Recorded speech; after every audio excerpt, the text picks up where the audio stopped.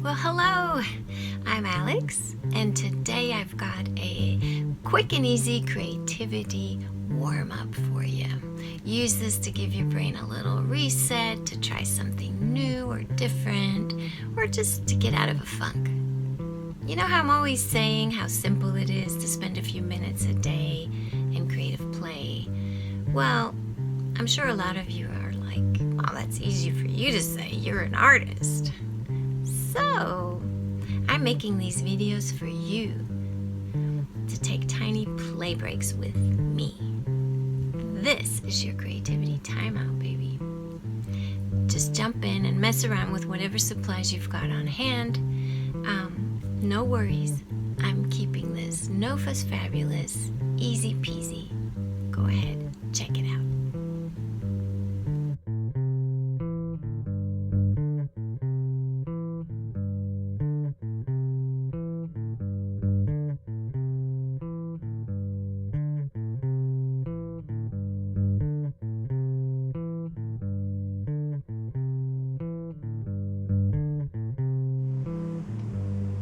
Today you'll want your favorite markers, some scrap paper as usual, and what we're going to do today I like to call puzzle shapes. And you can have squarish shapes, roundish shapes, cloud-like shapes, loopy shapes. Let me show you what I mean by all that. So I'm just going to grab the blue for a second and then we'll get going. But when I say squarish shapes, I mean something like that. And when I say roundish shapes, then this would be more like what you might think of as a cloud. You can also, instead of it being so cloud-like, be more like this guy. So then I would, you know, sort of whatever variation you'll see when you start. And then loopy shapes would be if you go like this, but you can also make the loops face inward, which is really fun. Okay, so let's get going here. Let me set the alarm.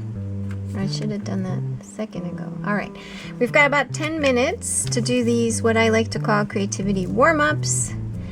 And we're making puzzle shapes. So let's start. I'm going to start with the red. Let's start with the square shapes, which is probably what you think of when you think of a puzzle. So all we're doing is starting on one side, sort of drawing this random shape, and then we're just going to fill the whole page. And you can really just let your mind go, in a sense that you can just, once you make a few of these, you really can let go and just flow. You're not really thinking about what you're wanting to put where. Once you make some of these, it's really funny how quickly your eye is already looking to see what space you have, and your hand is just doing its thing. So that's what I recommend you do here. Let your hand do its thing, fill the space, go pretty fast, because again, with all of these things, this is not about perfection. There's no pressure here for anything to look a certain way. We are filling the spaces between these shapes. We are choosing to square off our shapes for this one. And we're not worried about anything looking a certain way. Sometimes I love when I get to like close to the end here to fill up as much as I can. So I'm going to call that done.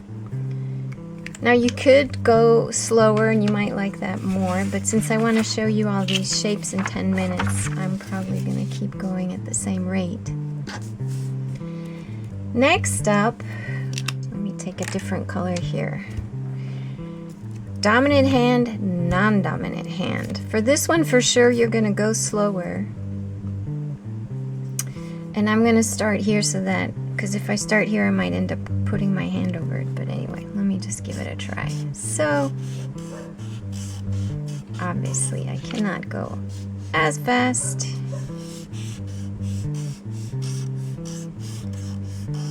But I am using my non-dominant hand. It's pretty hilarious. But if you've watched any of my other videos, you know how important I think it is for your creativity to use your non-dominant hand. Of course, if I wasn't talking right now, it would be even better, because all this concentration with my non-dominant hand was really helpful for getting into a bit of a flow, being present. It's almost sometimes like an out-of-body experience. I'm watching my hand do things.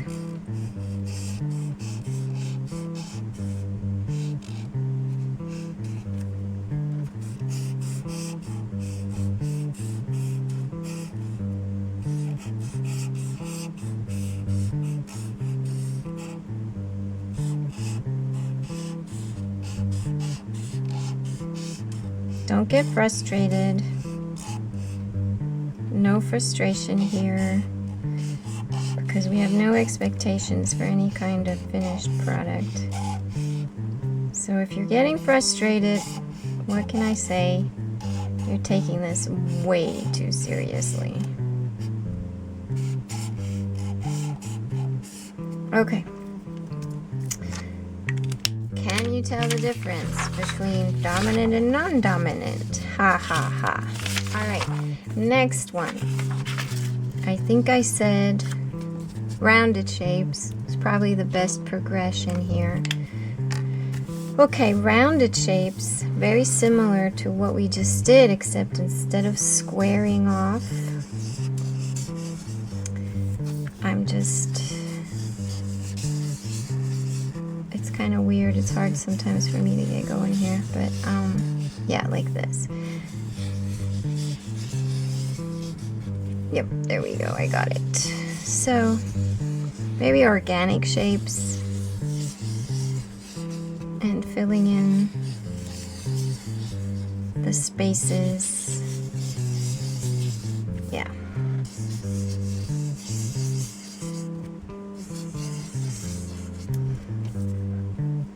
So you can see here I was sort of, my brain was still wanting to do the squared off shape, but this is what I wanted to show you.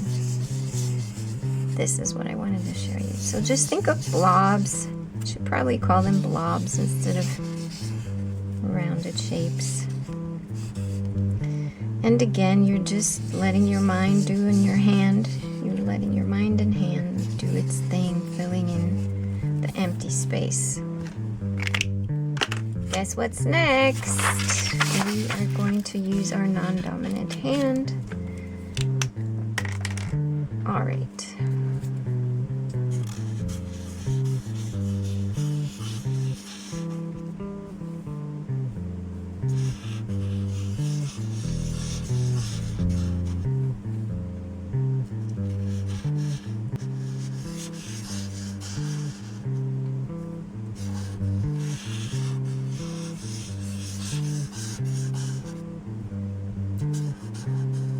So I'm getting these weird pointy shapes because of how I don't know why I'm doing that. I don't know why I'm getting these pointy shapes, but it has to do with me trying to do this with my non-dominant hand. I don't care. This is just an exercise. I'm going to try to concentrate here. Can I go all the way around without finishing with a point? Yes, I can. Check that out. Okay. So, what's going on here? Your brain and your hands sometimes have their own ideas about what you're trying to do. When you try new things, it can be a bit surprising, but that's actually what we want, isn't it? We're trying to get ourselves out of a funk, perhaps. Who knows? But here you go. You know, dominant hand, non-dominant hand. Okay, next. Next would be cloud-like shapes, and I'm just gonna, this is pretty straightforward. I'm just going to, let's see. I'm just gonna use a pink, and I'm gonna do half and half. So if I were to do it with my dominant hand, right? You're just making clouds, and you might want to exaggerate some of these curves of your clouds so that it looks more like a puzzle shape. The difference between the last one is they're less, I would say they're less blobby. They're more going around the central part like a flower. Okay, let me use my other hand.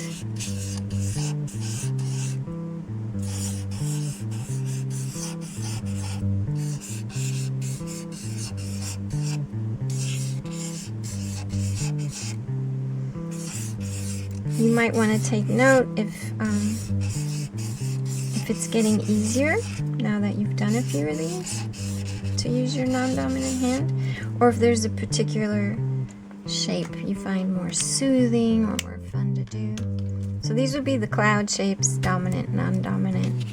Not that big of a difference with the hands. Okay, we're gonna do loop-de-loops. I love loops. Let's see how much time we have left.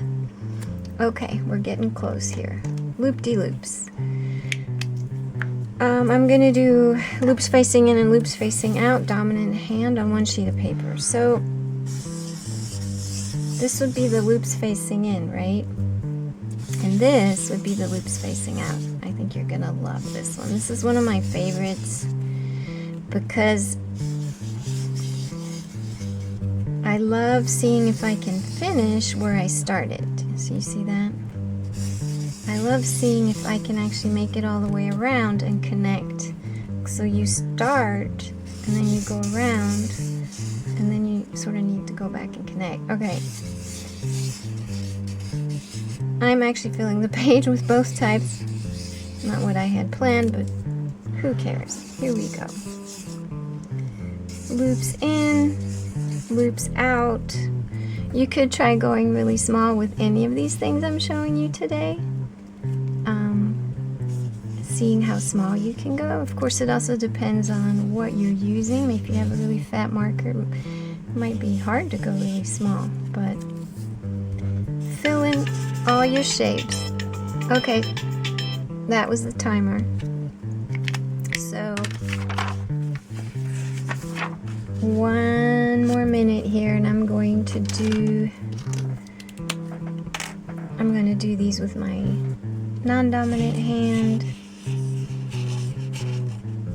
There you go.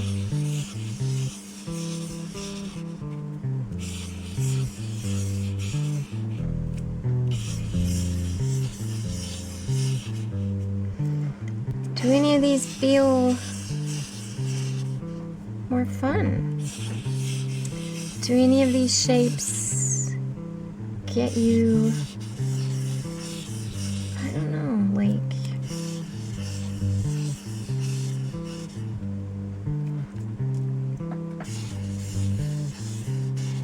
does it calm you down?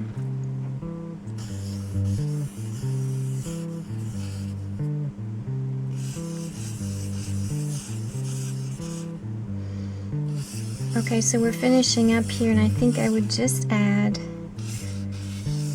something I tend to say for all of these is that you can keep any of these pages for collage fodder if you are into making collage. Just keep them in an envelope or in a box. You can always cut them up into little bits. Maybe you want a little blue on a white background somewhere. Well, guess what? You did this creativity warm-up and you can repurpose it as fodder. And then the other thing I would say is You could go crazy and do every one of these shapes here on this page in a different color. You know what I mean? Maybe you have a box of markers and you haven't tried them all out yet, and you just say, I'm going to do every color here, every shape here, and one color from my box of markers, and then I'll repeat. Or you can go in and color them in, right? Okay, so that's it. Lots of pages we did today. Okay, I hope you had fun taking this tiny play break with me. Be honest, it was super easy. Because you know what? When it comes to your creativity, it's never about what you're making. It's about how you feel while making it, right? I've got lots more videos for you here on my YouTube channel, so subscribe, stay tuned, and play, play, play. Come back and gift yourself a daily dose of make stuff feel good energy. Thank you so much for being here, Sparkle.